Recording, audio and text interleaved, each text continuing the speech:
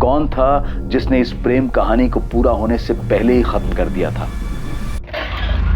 Sir, मुझे जिस लड़की का फोन आया था जो अपनी पहचान छुपा रही थी, उसने वो कॉल अहमदाबाद के किसी पीसीओ से किया था।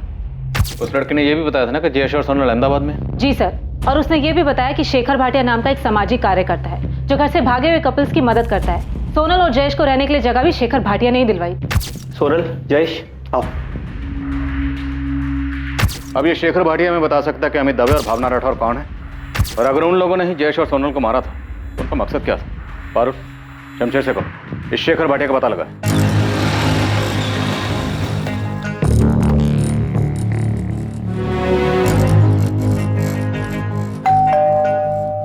सेठ, मुझे पता चला है कि शरद ने पुलिस को फोन किया था।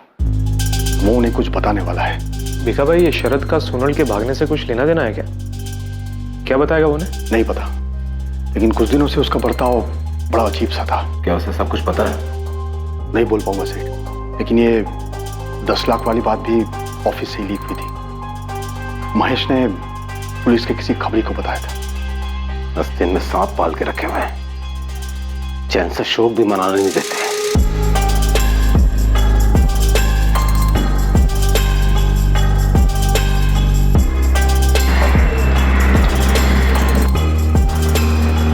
सर, मैं शरद राजपूत। डरो मत, अब तुम सेफ हो। गाड़ी में बैठो।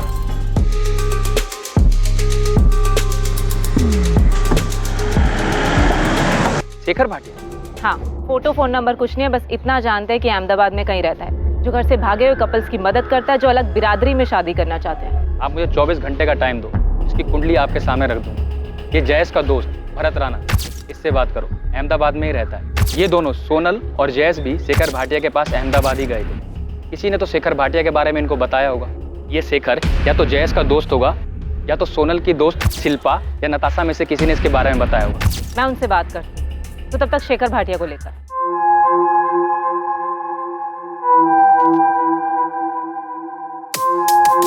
सोनल पटेल और जयेश परमार को अंदाजा भी नहीं था कि उनके घर से भागने के प्लान के अलावा एक और प्लान बना था जिसका उन्हें सामना करना था।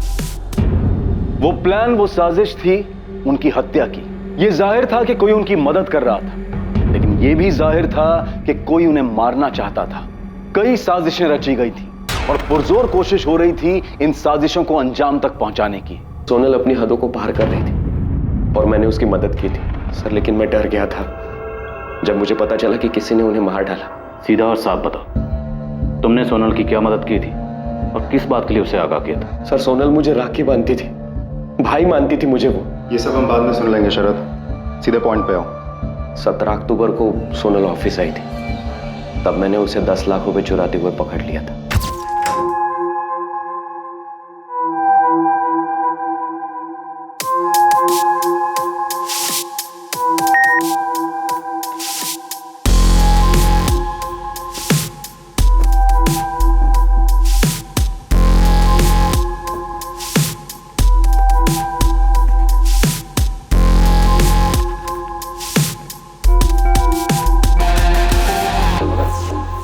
तुम यहाँ?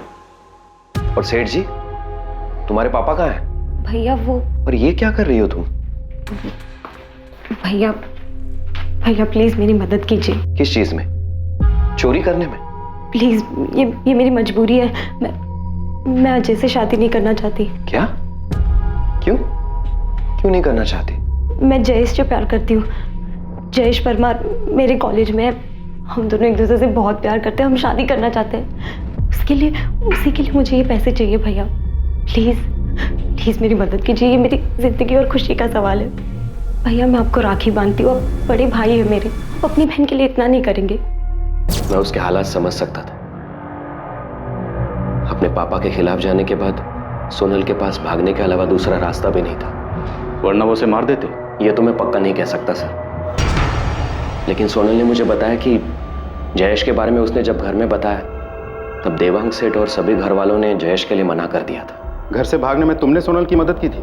मैंने बस इतनी मदद की कि मैंने किसी को नहीं बताया कि वो कब और कैसे भागने वाली, और उसी ने 10 लाख रुपए चुराए। मैंने सोनल से कहा था कि पहले मैं जयेश से मिलूंगा, और जब मुझे जयेश पर यकीन आ जाएगा तभी मैं उसे 10 लाख रुपए लेकर जयेश के साथ भागने दूंगा। भैया, मैं सोनल को हमेशा खुश रखूंगा। जयेश, तुम्हारे घर वालों को तुम्हारी इस प्लानिंग के बारे में पता है? नहीं, मैंने अभी तक किसी को कुछ नहीं बताया। जा कहाँ रहे हो तुम लोग? भैया, हम पहले यहाँ से सूरत जा रहे हैं और फिर उसके बाद फिर मैं वहाँ से पापा को फ़ोन करूँगी और ये बताऊँगी कि हम दिल्ली में हैं, ताकि वो हमें ढूंढ नहीं पाए। पर तुम लोग सूरत क्या करने जा रहे हो? हमारा एक प्लान बना है सूरत में, वहाँ पर बात हुई है किसी से। देखो, मैं समझ सकता हूँ, तुम जो चाहते हो इसमें कुछ गलत नहीं है और तुम दोनों बालिग हो, तो इसलिए तुम्हें कोई रोक भी नहीं सकता।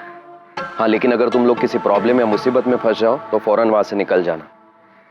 और सोनल, तुम मुझे कभी भी फोन कर सकती हो। हाँ, थैंक यू भैया। फिर वो चले गए। प्लान के मुताबिक सोनल ने सेठ को बताया कि वो दिल्ली में। अहमदाबाद के बारे में तो मुझे आइडिया भी नहीं था। सर, उनके जाने के बाद उन्होंने मुझे कभी फोन नहीं किया।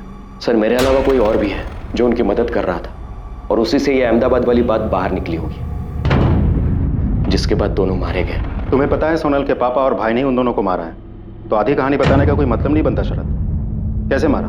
सर, कैसे ये तो मुझे नहीं पता, लेकिन मुझे भी लगता है कि उन्होंने ही मारा होगा। सर, स्कूटर के चक्कर में आपने ही उन्हें बताया कि वो दिल्ली में नहीं सूरत में है। असल में आप लोगों ने जयेश और सोनल की जान खतरे में डाल दी।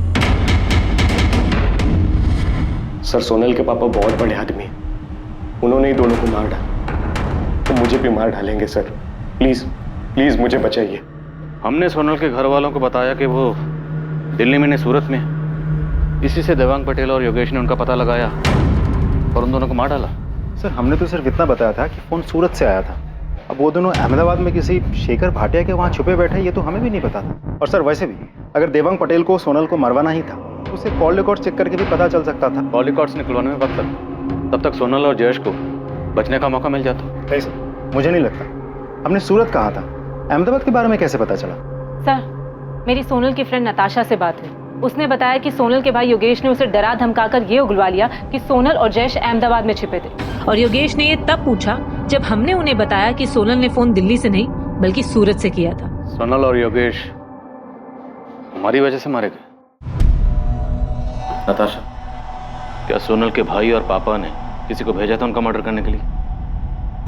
पता नहीं सर, लेकिन जब पता चला कि सोनल ने फ़ोन दिल्ली नहीं बल्कि सूरत से किया था, तो योगेश भैया कॉलेज आए थे मुझसे बात करने और वो बहुत दबाव डालने लगे मुझ पे। नताशा को इस सब के बारे में बिल्कुल भी नहीं पता था कि सोनल और जयेश के साथ ऐसा भी कुछ हो जाएगा। नताशा, हम उन्हें कुछ नहीं करेंगे, तुम सिर्फ इतना बताओ कि सोनल है कहाँ।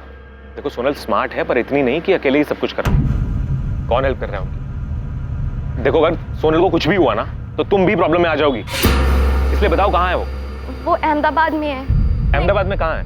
नहीं पता भैया, पर इतना ही बताया था कि उन्हें अहमदाबाद में छुपने के लिए एक सेफ जगह मिल गई है। हाँ यार, मैंने सब कुछ सोच लिया है। पर तुम दोनों जाओगे कहाँ और रहोगे कहाँ? अहमदाबाद में। अहमदाबाद में कहाँ? है एक जगह जयेश ने ढूंढी है। पर सोनल, उसके बाद का क्या? कब तक भागते रहोगे तुम दोनों ऐसे? इतने पैसे तो लेकर जाएंगे ही कि कुछ दिन और कुछ महीनों तक चुपके रह सके। और इतने पैसे आएंगे कहाँ से? पापा के ऑफिस से। अरे नहीं नहीं नहीं, वो 10 लाख को रख लो, नहीं तो पता चला एक साथ पेमेंट लेने के चक्कर में ये 10 भी गए और महीनों तक चक्कर काटते रहेंगे हम। और सुनो, आज और कल जो है मैं वो साइट पे रहूंगा, तो ये पैसे जो है वो केबिन में रखवा देना, ठीक है? कल 17 अक्टूबर है। मैं पापा के ऑफिस से 10 लाख उठाऊंगी। उसके बाद मैं और जयेश यहाँ से दूर भाग जाएंगे और शादी करके अपना घर बनाएंगे। मुझे बहुत गिल्ट फील हो रहा है। मेरी वजह से योगेश भैया को पता चला कि वो दोनों अहमदाबाद में है। क्या तुम्हारे अलावा भी किसी को पता था कि वो दोनों अहमदाबाद में? नताशा, इस पूरी प्लानिंग में कोई और भी था उनके साथ? मुझे नहीं पता मैम, मुझे तो बस उतना ही पता है जितना सोनल ने मुझे बताया था। साहब, आप देवांग और उसके बेटे को खाली उठाना मत, उनको खूब तोड़ना, खूब मारना उनको। उन्होंने मेरे बेटे को मारा है। अगर उन्हें सजा देनी ही थी तो अपनी बेटी को देते, हमारे बेटे को क्यों मारा? उदय जी, दामिनी जी, अभी हमारे पास कोई ठोस सबूत नहीं है कि देवांग भाई और उनके बेटे ने ही सोनल और जयेश को मारा है। हम पूछताछ कर रहे हैं। अभी हमें सिर्फ इतना पता चला है कि सोनल और जयेश अहमदाबाद में कहाँ रहते थे। हम हर एक पहलू पे नजर रखे हुए हैं। जयेश को इंसाफ मिलेगा, सोनल को भी। सर मुझे लगता है मुझसे बहुत बड़ी गलती हो गई। आप सही कह रहे थे, दोनों बालिग के अपनी जिंदगी जीना चाहते हैं, जीने दो। मैंने फिजूल में इस केस को खोला। पारुल, अब ये सोचने का कोई फायदा नहीं कि हमें क्या करना चाहिए था क्या नहीं। हम सिर्फ इतना पता करना चाहते थे कि जयेश और सोनल सेफ हैं या नहीं, और शायद हमारी इसी कोशिश ने उन्हें खतरे में डाल दिया और कातिल उन तक पहुंच गया। सर हमें किसी भी हाल में दोनों को न्याय दिलवाना चाहिए। जयेश के दोस्त भरत राणा को उठा लो, उसके बाद शेखर भाटिया को, उसके बाद अमित दवे और भावना राठौर को। हमें असली कातिल तक पहुंचना है और उन सब लोगों तक भी पहुंचना है जिन्होंने किसी भी तरह से सोनल और जयेश का कत्ल करने में कातिल की मदद की।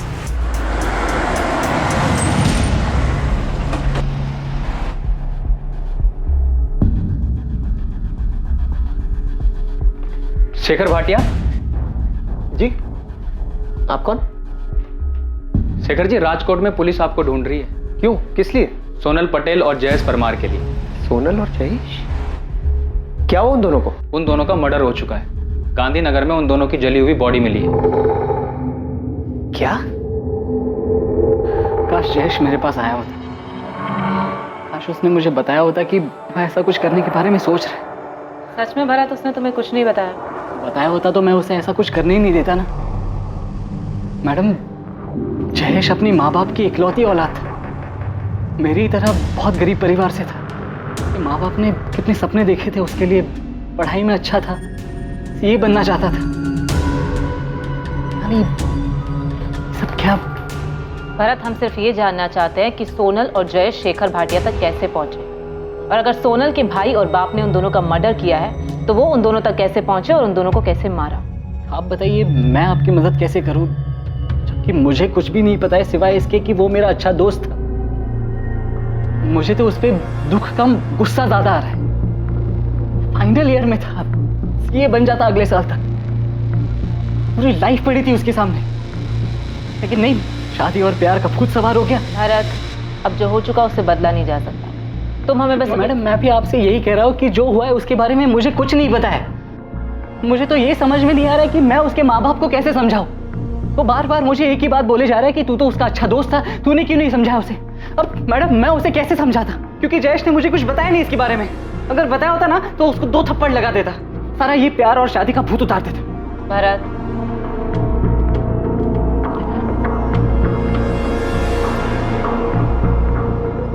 सॉरी मैडम, सॉरी मैडम, मुझे इसके बारे में और कुछ नहीं पता है। मैं इससे ज्यादा और आपकी मदद नहीं कर सकता। आपको लगता है कि आपने हमें बताया कि सोनल ने सूरत से फोन किया था और योगेश ने उसकी फ्रेंड नताशा से पता कर लिया कि वो अहमदाबाद में है, और हमने वहां किसी को बेचकर उसे मरवा दिया। अगर ऐसा है तो सबूत लाइए, केस बनाइए या कोर्ट में अर्जी दीजिए, फिर हमसे ये सवाल करना, और तब भी मेरा यही जवाब होगा कि हमने कुछ नहीं किया। समझाए? आपके पास टाइम होगा वेस्ट करने के लिए, हमारे पास नहीं। चलो, अगर आप लोगों ने नहीं भी मारा तब भी ये जानना नहीं चाहेंगे कि सोनल को किसने मारा? ऐसा कैसे हो सकता कि एक बहन मारी जाती है और एक बेटी मारी जाती है, लेकिन भाई और बाप को कोई फर्क नहीं पड़ता? बचपन से लेकर आज तक मैंने उसकी सारी ख्वाहिशें पूरी की। जिस चीज पर हाथ रखा मैंने उसे ला कर दिया। अपने 18वें जन्मदिन पर मुझे उसने कहा कि पापा मुझे स्कूटर चाहिए।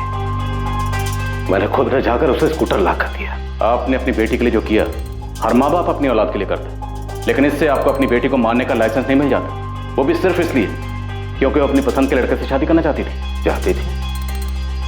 उसने तो कर भी ली होगी शादी।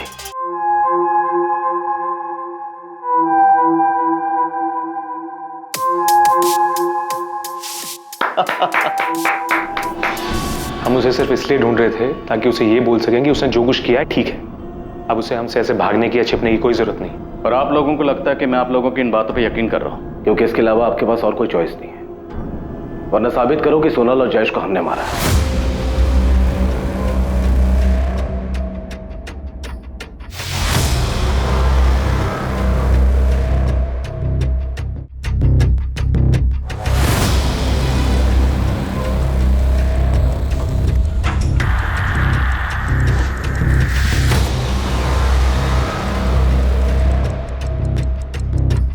अमित, हम कब तक ऐसे भागते रहेंगे?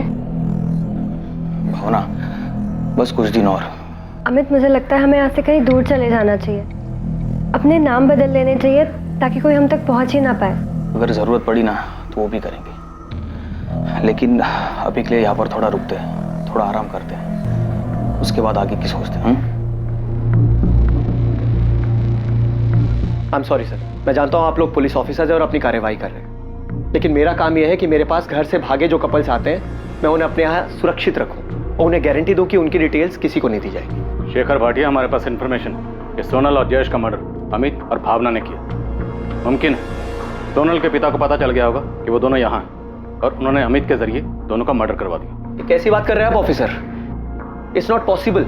आपको समझना चाहिए कि अमित और भावना खुद अपने घर वालों से जान बचाकर छुपते हुए मेरे पास आए थे, तो वो अपने ही जैसे घर से भागे कपल ये सोनल और जयेश को क्यों मारेंगे? और सच्चाई ये है कि सोनल और जयेश खुद जान बचाकर मेरे पास आए थे। फिर मैंने सोनल और जयेश की शादी करवाई और खुद उनके साथ रजिस्ट्रार ऑफिस में जाके उनकी शादी को रजिस्टर करवाया था।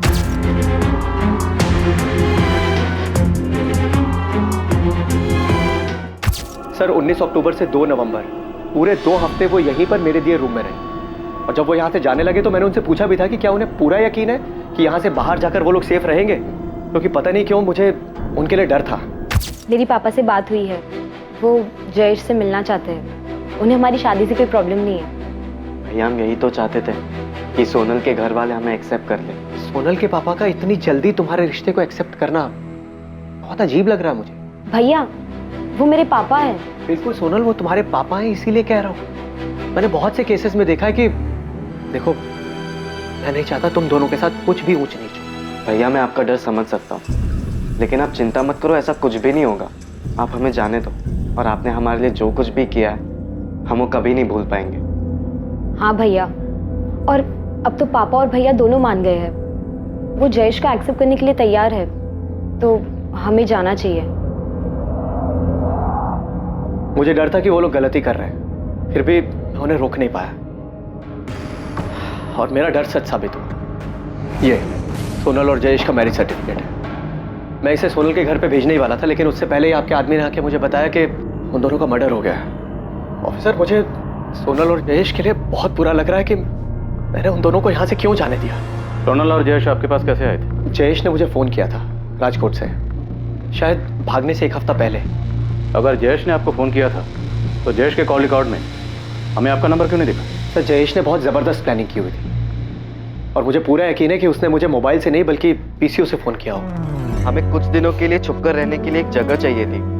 क्या आप हमारे लिए कुछ कर सकते हैं? जयेश, कहाँ से बात कर रहे हो? जी सर, मैं राजकोट से बोल रहा हूँ। मैं और सोनल एक दूसरे से बहुत प्यार करते हैं और हम शादी करना चाहते हैं, लेकिन हमारी फैमिलीज हमारे अगेंस्ट है। क्या आप हमारी मदद कर सकते हैं सर? हाँ जयेश, मैं मदद कर सकता हूँ तुम्हारी, लेकिन उससे पहले तुम्हें मुझे अपनी उम्र बतानी होगी। सर, हम दोनों बालिग हैं। मैं 21 साल का और सोनल 20 साल की है। जयेश, सिर्फ बोलने से नहीं चलेगा, तुम्हें मुझे अपना एज प्रूफ देना होगा। तो तुम दोनों में से किसकी फैमिली अगेंस्ट है? मेरी। हम पहले सूरत गए, फिर वहां से सोनल ने अपने पापा को फोन किया। मैंने उनसे कहा कि मैं दिल्ली में हूँ। और जयेश, तुम्हारी फैमिली? सर, मेरी फैमिली को ऐसी कोई प्रॉब्लम नहीं है। वो लोग अगेंस्ट सिर्फ इसलिए क्योंकि सोनल की फैमिली ने मुझे रिजेक्ट कर दिया। मेरे पूछने का मतलब ये है कि तुमने क्या अपनी फैमिली को झूठ बोला है? उनके हिसाब से इस वक्त तुम कहाँ हो? सर, मैंने उन्हें सच झूठ कुछ नहीं बताया। उनके हिसाब से मैं अभी हॉस्टल में हूँ, लेकिन कॉलेज में मैंने लीव एप्लीकेशन दिया। ठीक है, मैंने कल 11 बजे का टाइम ले लिया है रजिस्ट्रार ऑफिस में। कल तुम दोनों की शादी हो जाएगी। सर, मैं पूरे यकीन से कह सकता हूँ कि उन दोनों को सोनल की फैमिली नहीं मारा है, क्योंकि मैंने ऐसे बहुत से केसेस में देखा है कि घर वाले लड़का लड़की को झूठ बोल के घर बुलाते हैं और उसके बाद उन्हें मार देते हैं। पर सोनल की अपनी फैमिली से बात कैसे हुई? क्योंकि सोनल के माँ बाप भाई बहन यहाँ तक कि उनके लैंडलाइन पर अहमदाबाद से ना कोई फ़ोन आया ना गया। उन दोनों के पास कोई फ़ोन था? जी नहीं, मेरी जानकारी में तो नहीं। दरअसल सर, सोनल और जयेश इन दोनों ने बहुत ज़बरदस्त प्लानिंग की हुई। मतलब पहले घर से भागना, फिर सूरत जाना, और घर पे फ़ोन करके बोलना कि वो लोग दिल्ली में हैं, और उसके बाद मेरे पास आना। मतलब मैंने इन दोनों के जैसे और भी कई कपल्स देखे हैं जो घर से भागते हैं, लेकिन जैसी प्लानिंग सोनल और जयेश ने की थी उसे देखकर मैं भी हैरान था। और शेखर भाटिया, सवाल यह है कि सोनल की अपनी फैमिली से बात कब और कैसे हुई? आपने बताया कि सोनल की फैमिली जयेश को एक्सेप्ट करने के लिए तैयार हो गई और वो दोनों राजकोट अपने घर वापस जा रहे थे। पता नहीं सर, जो उन दोनों ने मुझे बताया वो मैंने आप दोनों को बता दिया। शेखर भाटिया, आपको हमें अमित और भावना की डिटेल्स देनी ही होगी। आप प्लीज मेरा यकीन कीजिए ऑफिसर, अमित और भावना सोनल और जयेश का मर्डर नहीं कर सकते। जिस दिन सोनल और जयेश यहां से गए हैं, ठीक उसके अगले ही दिन वो दोनों भी यहां से चले गए। अगर तुम ऐसे डिटेल्स नहीं दोगे तो हम मजिस्ट्रेट का ऑर्डर लेकर आएंगे, और हम नहीं चाहते कि हम ऐसा करें। आप अच्छे इंसान हैं, अच्छा काम करें, हम भी अपना काम करें। हमें किसी भी तरह से सोनल और जयेश के कातिल तक पहुंचना। अगर इन दोनों का कत्ल सोनल के बाप और भाई ने भी किया तब भी उनके खिलाफ हमें सबूत चाहिए होंगे, और हमारे पास पुख्ता इन्फॉर्मेशन है कि सोनल और जयेश के मर्डर में अमित और भावना शामिल हैं।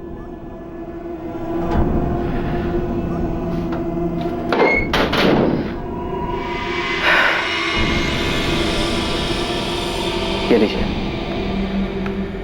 इसमें उन दोनों का भावनगर का एड्रेस है जहां उनकी फैमिलीज रहती है। लेकिन मेरी आप लोगों से रिक्वेस्ट है कि प्लीज इन दोनों के बारे में इनकी फैमिलीज को नहीं पता चलना चाहिए, वरना इनके साथ भी वही होगा जो सोनल और जयेश के साथ हुआ। सर, राजकोट में बैठे जयेश को शेखर भाटिया के बारे में कैसे पता चला कि उनकी मदद कर सकता है? इस शेखर भाटिया की ना कोई वेबसाइट है, ना ऑफिस है, ना कोई प्रचार है। फिर कोई तो था जो उनकी मदद कर रहा था। इतनी प्लानिंग कि सूरत जाएंगे और दिल्ली बताएंगे, मोबाइल फोन यूज नहीं करेंगे, और फिर शेखर को कांटेक्ट करना। रुपेश, हम कुछ तो मिस कर रहे हैं। सोनल और जयेश के लिए हम जिम्मेदार हैं। हमसे ही सोनल के पापा और भाई को पता चला कि फोन दिल्ली से नहीं सूरत से आया था। नहीं सर, आप फिजूल में अपने आप को जिम्मेदार ठहरा रहे हैं। मुझे लगता है ये सारा प्लान पहले ही बन चुका था। उनके घर से भागने के बाद ही उनका मर्डर, सब कुछ। सर, मुझे ये समझ में नहीं आ रहा है, सोनल ने अहमदाबाद से अपने पापा के साथ कब और कैसे बात की? शरद राज ये सामने से कबूल करने आया था। कहीं इंफॉर्मेशन के नाम पर इसने हमें घुमा तो नहीं दिया? मैं आपको घुमाऊंगा? तुम्हारी बहन जैसी सोनल को तूने 10 लाख लेके जाने दी, पर ये नहीं पूछा कि कहाँ जा रही है? मैंने नहीं पूछा सर, क्योंकि मैं ऐसी बात जानना ही नहीं चाहता था जो मुझे मजबूरी में किसी को बतानी पड़े, जिसकी वजह से सोनल मुसीबत में आ पड़े। जयेश परमार अहमदाबाद के शेखर भाटिया को कैसे जानता था? मैं किसी शेखर भाटिया को नहीं जानता। शेखर भाटिया? ये कौन है? तुम्हारे जैसे घर से भागने वालों की मदद करते हैं। शादी, मैरिज सर्टिफिकेट से लेकर चुप कर रहने की जगह तक का इंतजाम कर देगा। फोन कर लेना इसे। नहीं मैम, मैं किसी शेखर भाटिया को नहीं जानती। मैम, मुझे भी नहीं पता कि ये कौन है। राजकोट में कोई है जिसने सोनल और जयेश की मदद की हो, जिसने उनका अहमदाबाद में शेखर भाटिया से कांटेक्ट करवाया हो? मैम, वो एक्चुअली सोनल अपनी भाभी प्रिया से बहुत क्लोज थी और वो उनसे सब शेयर करती थी। माँ, चाय। और मैम, हो सकता है कि प्रिया भाभी ने उसकी हेल्प की हो। हाँ मैम, पॉसिबल है कि मुझसे पता लगाने के बाद कि सोनल अहमदाबाद में है, योगेश भैया ने प्रिया भाभी से भी पूछा हो। सोनल कहाँ है प्रिया? मुझे नहीं पता, उसने मुझे कुछ बताया भी नहीं था, और मुझे नहीं पता था वो इस तरह से घर छोड़ के भागने वाली है। अगर तुमने उसकी मदद की है तो इसमें कुछ गलत नहीं है, बस हमें अब उसे घर वापस ले आना चाहिए। तुम देख ही रही हो, मैं और पापा जयेश को एक्सेप्ट करने के लिए रेडी हैं। बोलो प्रिया, कहाँ है सोनल?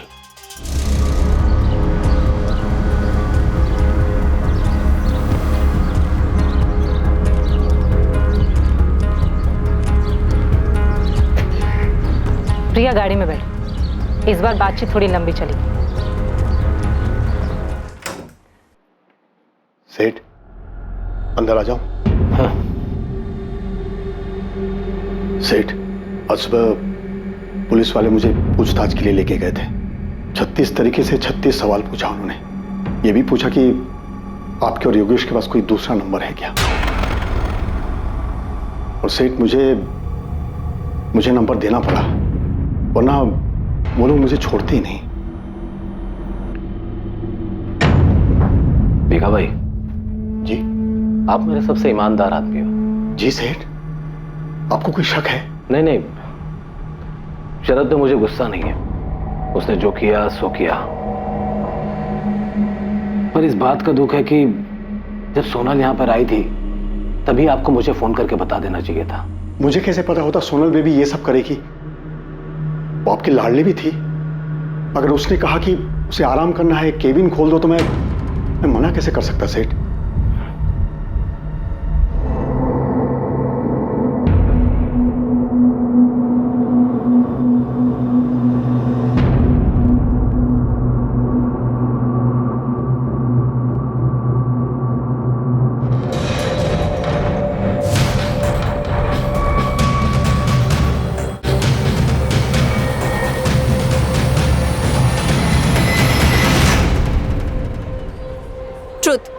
ट्रुथ। डेयर। ओह डेयर। तुझे वो जो रेड चेक शर्ट में लड़का दिख रहा है, तुझे उसके टेबल पर जाना है। वहाँ पर जाकर उसकी कोल्ड ड्रिंक पीनी है, समोसा खाना है, उसका नाम और फोन नंबर लेकर आना है, फिर वापस यहाँ आकर उसको फोन करना है। ये कोई डेयर नहीं है, ये तो एक पूरा चैप्टर है। बस सोनल रहने दे, हमें पता था कि एक तो तू खुद डेर लेगी, फिर तुझसे कुछ नहीं होगा। ठीक है, ये भी कर लेती हूँ। Let's see.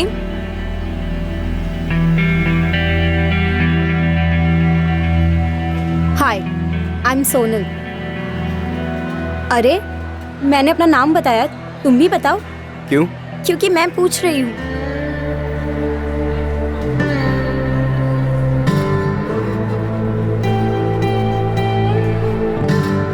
एक्सक्यूज मी, क्या चल रहा है ये सब? समोसा तो बहुत टेस्टी है। तुम जो ये अपना समझ के खा रही हो ना, इसके मैंने पैसे भरे, फ्री का नहीं है ये। एक काम करो, काउंटर पे जाओ, एक और कोल्ड ड्रिंक और समोसा ऑर्डर करो और सोनल का नाम ले लेना, तुमसे पैसे नहीं पूछेंगे।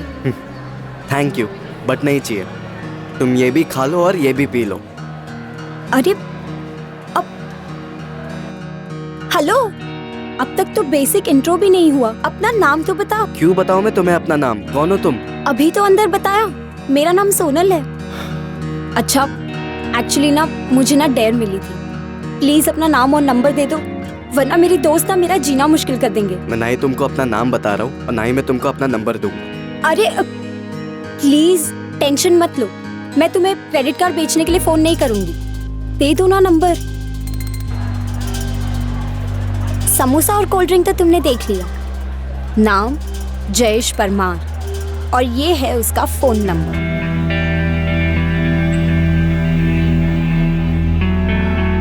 हाय हाय बाय। कितना इंसल्ट। Hello hi hello.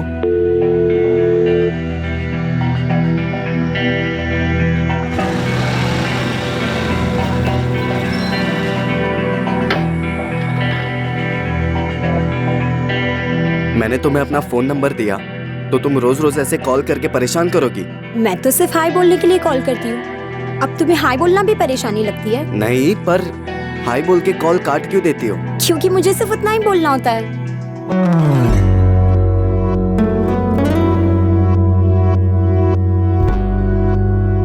ओह, तो तुम्हें भी कुछ बोलना होता है? वैसे अगर बोलना हो तो तुम मुझे वापस फोन कर सकते हो, मेरा नंबर तो है ही तुम्हारे पास। एक रिश्ता जो मजाक से शुरू हुआ था बहुत जल्द प्यार की शक्ल ले चुका था। ऐसा प्यार जो ऊंच नीच या पैसा नहीं देखता था। उन दोनों ने ये फैसला कर लिया था कि चाहे कुछ भी हो जाए वो दोनों एक दूसरे से अलग नहीं होंगे। लेकिन उनकी हत्या ने उन्हें उस जिंदगी से दूर कर दिया जिस जिंदगी को वो साथ जीने के सपने देख रहे थे। नहीं मैम, मैंने सोनल और जयेश की भागने में बिल्कुल मदद नहीं की थी, और अब लगता है कि काश कर दी होती। रिया, तुम अब भी उनकी मदद कर सकती हो, ये बताकर कि तुम्हारे पति योगेश और तुम्हारे ससुर देवांग पटेल ने उन दोनों को कैसे मारा और उन दोनों तक कैसे पहुंचे वो। उन्होंने ऐसा कुछ भी नहीं किया मैम, उन्होंने नहीं मारा है। रिया, जुर्म छुपाना भी एक बहुत बड़ा जुर्म है। तुम मर्डरर को पता है मैम, लेकिन उन्होंने नहीं मारा है। तो फिर किसने किया है? किसके पास मोटिव था जयेश और सोनल को मारने का? जयेश के माँ बाप के पास, जिन्हें यह भी नहीं पता था कि उनका बेटा हॉस्टल में है या नहीं।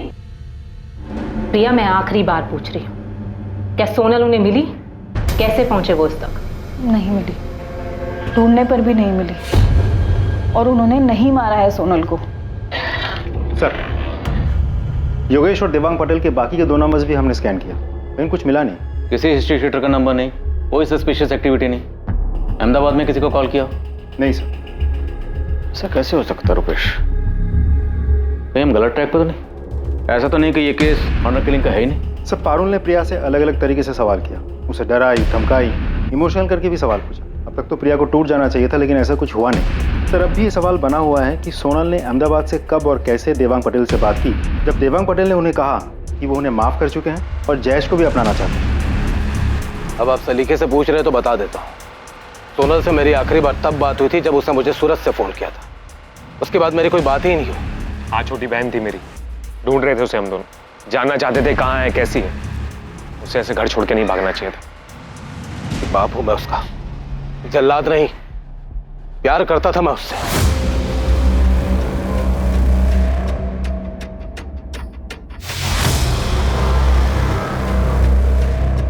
सर, शमशेर का फोन आया था।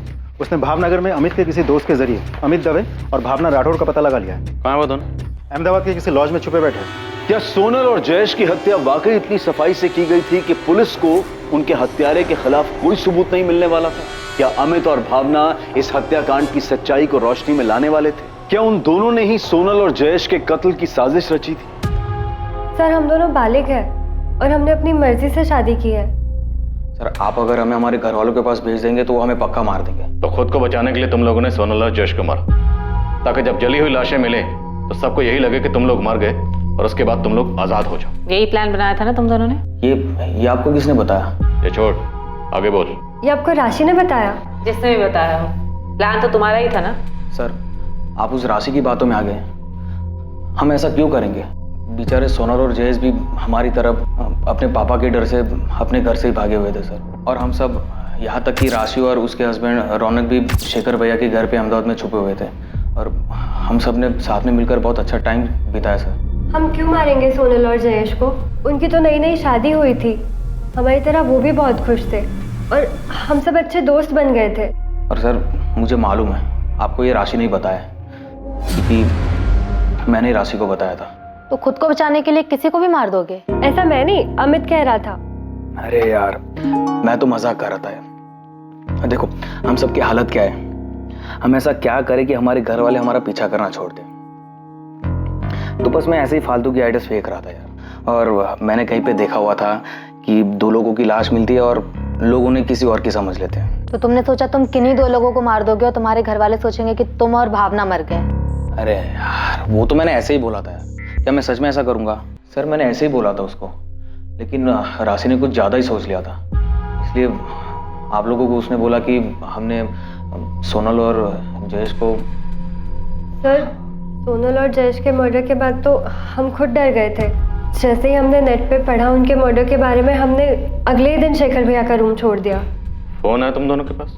हाँ सर, हमने अहमदाबाद से प्रीपेड सिम कार्ड खरीदे थे। दोनों अपना नंबर दो।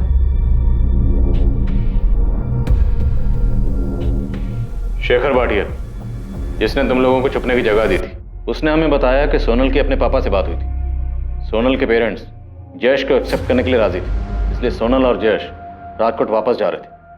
जिस दिन उन दोनों का मर्डर हुआ उस दिन तुम दोनों वहीं थे। तुम लोग क्या जानते हो इस बारे में? सर, जहाँ तक मुझे पता है सोनल की अपने पापा से कोई बात नहीं हुई थी। तुम्हें पता है कि सोनल कहाँ जा रही थी? सर, मैं और अमित तब शेखर भैया के रूम पे ही रह रहे थे जब सोनल और जयेश वहाँ से गए। सोनल बता रही थी कि वो गांधीनगर शिफ्ट हो रहे हैं। एरिया का तो अभी पता नहीं, लेकिन गांधीनगर में ही कहीं लेंगे घर। अच्छा, अपना खुद का? खुद का तो अभी नहीं, देख रहे अभी फिलहाल रेंट पे, शायद बात चल रही है बस। गुड यार, all the best Sonal. Thanks यार। बस एक बार घर ले ले और सब कुछ सेट कर ले, फिर मैं तुम्हें फोन करती हूँ। आना तुम दोनों। बिल्कुल, पक्का आएंगे। सोनल और जयेश गांधीनगर में घर रेंट पे ले रहे थे? हाँ सर। कौन दिलवा रहा था? पता नहीं सर, सोनल और जयेश ज्यादा कुछ बताते नहीं थे। सर, कोई तो था जो उन्हें वहाँ घर दिलवा रहा था। क्या? गांधीनगर में घर रेंट पे? मतलब वो राजकोट जा ही नहीं रहे थे? जी शेखर जी, ये अमित और भावना से अभी अभी हमें पता चला है। इसका मतलब उन दोनों ने मुझसे भी झूठ बोला। पर क्यों? शेखर जी, क्या आप हमें बता सकते हैं कि वो कौन है जो उन्हें गांधीनगर में घर दिलवा रहा था? नहीं सर, इस बारे में तो मुझे कोई आइडिया नहीं है। बल्कि अगर मुझे पहले से पता होता तो मैं खुद वहां जाकर चेक करता कि वहां सब ठीक है कि नहीं। उन्हें इस तरह से अपनी जिंदगी खतरे में नहीं डालने देता सर। एक मिनट भावना, तुमने अभी कहा कि वो गांधीनगर में शिफ्ट करने के बाद तुम्हें कॉल करने वाली थी। बस एक बार घर ले ले और सब कुछ सेट कर ले, फिर मैं तुम्हें फ़ोन करती हूँ। हाँ, उसने कहा था वो कॉल करेगी। और अगले दिन 3 नवंबर को जब हम शेखर भैया का रूम छोड़ के जा रहे थे, मैंने उसे कॉल भी किया था, पर उसका फ़ोन स्विच ऑफ आ रहा था। और अगले दिन पता चला कि उन दोनों का मर्डर हो गया। सोनल का फोन स्विच ऑफ आ रहा था? सोनल के पास फोन था? सोनल और जयेश दोनों अपना फोन राजकोट में ही छोड़कर गए थे? नहीं सर, फोन था। वो दोनों एक ही फोन यूज कर रहे थे। सोनल और जयेश का अहमदाबाद का फोन नंबर पुलिस को एक बड़ी सफलता दिलाने वाला था।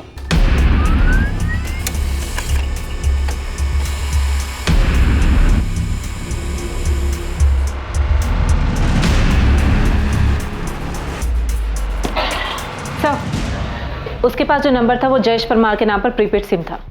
Call record security detail? ये सर, लास्ट पेज पर है। उस रिकॉर्ड से हमें एक अहमदाबाद का नंबर मिला जिस पर रेगुलर बात हो रही थी। और अभी ये नंबर स्विच ऑफ? जी सर, डिटेल मंगवाई है, जल्दी आ जाएगी। अब ये नंबर ही इस केस की बिखरी कड़ियाँ जोड़ेगा। जितनी जल्दी हो सके इस नंबर की डिटेल्स मंगवाओ।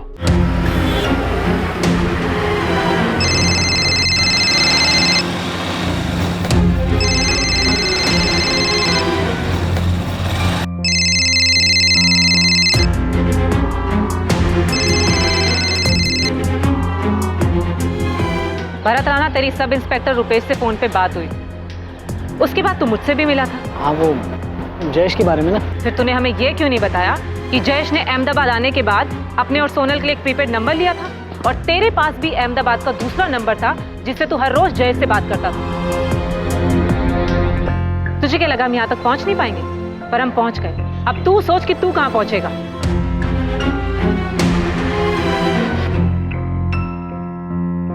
भागने की सोचना भी मत, कोई चांस नहीं।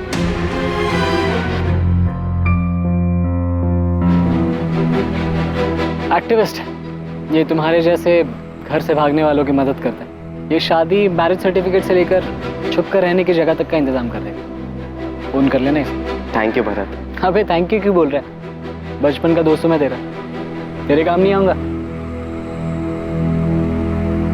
जब जयेश परमार के पिता ने सोनल के घर वालों से बात करने से मना कर दिया, जब सोनल के घर वालों ने जयेश से मिलने तक से मना कर दिया, तब सोनल और जयेश ने घर से भाग जाने का प्लान बनाया।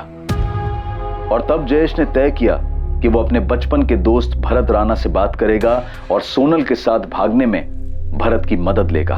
यार जयेश, ये घर से भागना, शादी करना और आगे लाइफ में सेटल होने के लिए, और उससे भी ज्यादा इंपॉर्टेंट है कि वो सोनल के पापा तुम दोनों तक ना पहुंचे ना, इन सब के लिए बहुत सारे पैसे लगेंगे। मुझे पता है जयेश, लेकिन अभी फिलहाल के लिए टेंशन नहीं है। सोनल कह रही है कि उसके पास पैसे हैं, उसने अपने पॉकेट मनी से सेव किए। तू पॉकेट मनी के भरोसे घर से भाग रहा है? नहीं यार, लेकिन सोनल पैसे अरेंज कर लेगी। अरे भाई, कितना कर लेगी? कितना तो नहीं पता, लेकिन 2-4 लाख तो कर ही लेगी वो। सही है, क्योंकि लाखों की जरूरत पड़ेगी हमें। यार भरत भाई, एक हेल्प कर देना, रेंट पे घर दिला दे प्लीज। तू टेंशन मत ले, मैं सब अरेंज करवा दूंगा। तूने शेखर भाटिया को फोन किया? हाँ, उसने कहा कि जब भी आना हो आ जाना। गुड। अब मेरी बात ध्यान से सुनना। अपना और सोनल का फोन राजकोट में ही स्विच ऑफ करके उसका सिम कार्ड निकाल के फेंक देना। फिर उसके बाद सीधा अहमदाबाद आने के बजाय पहले सूरत जाना। वहां से सोनल के घर वालों को फोन करके बोलना कि तुम लोग दिल्ली में हो। लेकिन क्यों? सोनल के घर वालों को कुछ बताने की जरूरत ही नहीं है, इसलिए तो भागना पड़ रहा है हमें। अभी भागना नहीं पड़ेगा, इसके लिए तो उन्हें बताने की जरूरत है। अगर सोनल के घर वाले उसे ढूंढने निकले तो वो लोग पहले दिल्ली जाएंगे, नंबर भी ट्रेस कर लिया तो वो लोग सूरत जाएंगे।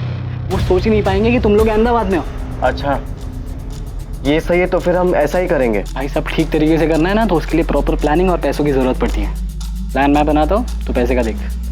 वो 5 लाख का इंतजाम हुआ? हाँ, वो हो जाएगा, इसलिए हम कल ही भाग जाएंगे। सोनल कह रही थी कि उसके पास 10 लाख है। 10 लाख? हाँ, वो कह रही कि वो 10 लाख रुपए लेकर आएगी। चल, फिर तो टेंशन ही खत्म। सोनल और जयेश को अंदाजा भी नहीं था कि घर से भागने के उनके प्लान के अलावा एक और प्लान बना था, उन्हें लूटने का और शायद उन्हें मारने का भी।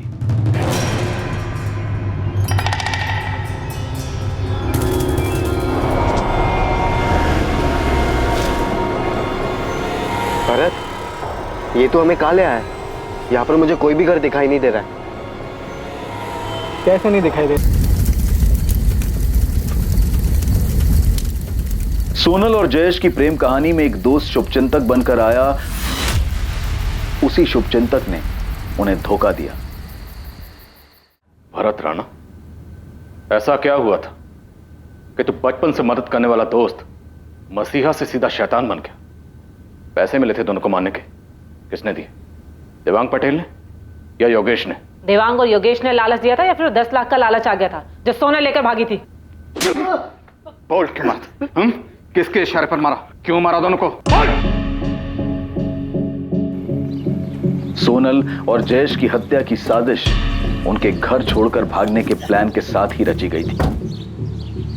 शेखर भाटिया भी इस साजिश का हिस्सा था, वो भी तब से जब जयेश अपने दोस्त भरत से मदद मांगने गया था। शेखर भाई लड़की बहुत मालदार पार्टी है, राजकोट की बहुत बड़ी फैमिली से। तो उन दोनों को यहाँ लेके आना, हेल्प की फीस 5 लाख बोल दे, उन दोनों को भी मैं यहीं रख दूंगा, पैसा आधा आधा कर लेंगे। नहीं भाई, लड़की बहुत बड़े घर की है, छोटी जगह में रह नहीं पाएगी, इसलिए तो जयेश को अलग से घर चाहिए रेंट पे। यहाँ लेकर आऊँगा तो बेकार में दिक्कत हो जाएगी। नहीं अरे मैं कह रहा हूँ तू लेके तो आ, घर से भाग के आ रहे हैं, छुप के रहना पड़ेगा। ऐसे में कहाँ सब उनकी मर्जी से मिलने वाला है। चिंता मत कर, तू लेके आ, देख लेंगे। ये तुम लोगों का बेड है और ये कबर्ड। भरत, तूने मुझसे उस जगह के 5 लाख लिए, वो जगह 5 लाख की है। अबे सिर्फ जगह के पैसे नहीं लिए, शादी करवाई, रजिस्ट्रेशन करवाया, रहने को जगह दी है, सेफ्टी है, खर्चा होता है भाई इन सब चीज़ों में। भरत देख, मुझे मत सिखा, मैं भी कॉमर्स स्टूडेंट हूँ, मुझे पता है कि कहाँ पर कितना पैसा खर्च हो सकता है। भरत भाई, हम ऐसे 10 लोगों के बीच में इतनी कम स्पेस में नहीं रह सकते। हम दोनों को अपना खुद का घर चाहिए। तो बड़े घर के लिए बड़ा पैसा लगता है, 5 लाख रुपए में यही मिल सकता है। लेकिन भरत, जब मैंने तुझसे बात की थी तब तूने मुझे कहा था कि इतने पैसों में आराम से एक घर मिल जाएगा रेंट पे, और थोड़ा और आगे जाएंगे तो 1 रूम किचन मिल जाएगा, वो भी खुद का। जयेश यार, मैंने तुझे शेखर भाई के साथ मेन सिटी में रखा है, अब ऊपर से तू बोल रहा है। सॉरी भरत, हम यहाँ पर नहीं रह पाएंगे। हाँ तो मेरी तरफ से भी सॉरी यार, क्योंकि 5 लाख रुपए में यही मिल सकता है। लेकिन तूने पहले तो कहा था कि हो जाएगा सब कुछ। हाँ तो मैं तो अब भी बोल रहा कि हो जाएगा, बस 5 लाख रुपए और चाहिए, सिंपल। भरत, तुझे पहले 5 लाख दिए, अब तुझे और 5 लाख चाहिए। खुद का घर मिलना इतना आसान नहीं है। एक तो तुम दोनों घर से भागे हो यार, सारे इंतजाम करने पड़ेंगे। सोनल अपने पिता के ऑफिस से 10 लाख चुरा कर लाने वाली है, ये जयेश ने भरत को पहले ही बता दिया था। इसलिए भरत के लिए दोस्त की मदद करने की बजाय ये एक झटके में बड़ी रकम कमाने का मौका बन गया था। अब क्या करना है? वो लोग तो जान खा रहे, बोल तो दिया कि गांधीनगर में घर दिखाऊंगा, लेकिन अब कहाँ लेके जाओ? अरे ले जा कहीं भी और छोड़ के वापस आ जा। कुछ तो करना पड़ेगा। और राजकोट पुलिस का भी फोन आया था, सोनल का स्कूटर मिला है उन्हें। वो जयेश के माँ बाप का भी फोन आ रहा था। सुन, मेरा एक दोस्त है राजू, इन दोनों को उसके साथ गांधीनगर ले जा और वहां जाकर सल्टा दे। सल्टा दे मतलब मार डालू? हाँ, देखिए पैसे तो हमें मिल ही गए, बाकी के और 1-2 लाख जो होंगे वो भी हमारे हो जाएंगे। मार के जला देते हैं इन्हें। वैसे भी घर से भागे हुए हैं, किसी को कुछ पता नहीं चलेगा कि कहां गए। अरे ज्यादा सोच मत, मैं कह रहा हूं ना, मार देते हैं, कहीं अगर पकड़े गए तो हमारे लिए लेने के देने हो जाएंगे।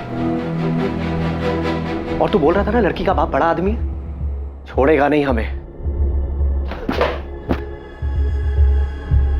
आओ मिस्टर एक्टिविस्ट, अच्छी एक्टिविटी की तूने।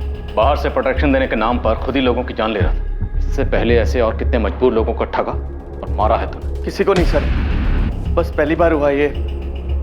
एक साथ इतने पैसे देखकर फिसल गया था मैं। 2 मासूम लोगों की जान ले ली, जान लेने के बाद उनको जला दिया और बोल रहा फिसल गया। रुपेश, दोनों की ऐसी कुटाई करना कि इनकी चीखें मेरे केबिन तक सुनाई दे। एक साला बचपन का दोस्त, सोशल एक्टिविस्ट, साला जान बचाने के नाम पर लोगों की जान लेता है। साथीदार कहाँ है? वो तीसरा साथीदार राजू कहाँ है?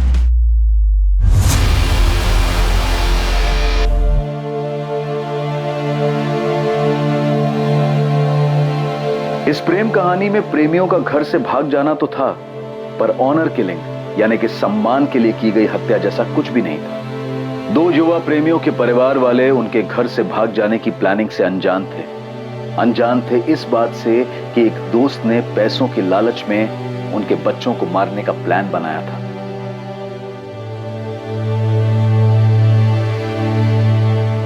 भरत राणा, शेखर भाटिया और राजू प्रजापति पर आईपीसी की धारा 302 के तहत हत्या और आईपीसी की धारा 201 के तहत सबूत मिटाने के लिए मुकदमा दर्ज हुआ है। भरत ने सोनल और जयेश की बॉडी से वो हर चीज निकाल ली जिससे उनकी पहचान हो सके, लेकिन सोनल की उंगली में मिली उस जली हुई अंगूठी ने उन्हें पहचान दिलाई। ठीक वैसे ही जैसे रूटीन चेकिंग में सोनल के स्कूटर ने इस मर्डर केस का खुलासा किया था। लालच और भरोसा, ये दोनों एक दूसरे के विपरीत गुण हैं। अपने किसी करीबी को देखकर भी पता लगाना मुश्किल है कि उसके मन में क्या चल रहा है। इसलिए जब भी किसी को अपनी जिंदगी, अपना पैसा या फिर कोई अहम जिम्मेदारी दें तो सतर्क रहें। अब मैं अनूप सोनी आपसे विदा लेता हूं। कल कौन बनेगा करोड़पति के करमवीर एपिसोड के बाद आपसे फिर मुलाकात होगी एक और नए केस के साथ। और याद रखें, क्राइम और आपके बीच में सिर्फ इतना फर्क है कि आप कितने सतर्क रहें, सुरक्षित रहें। जय हिंद।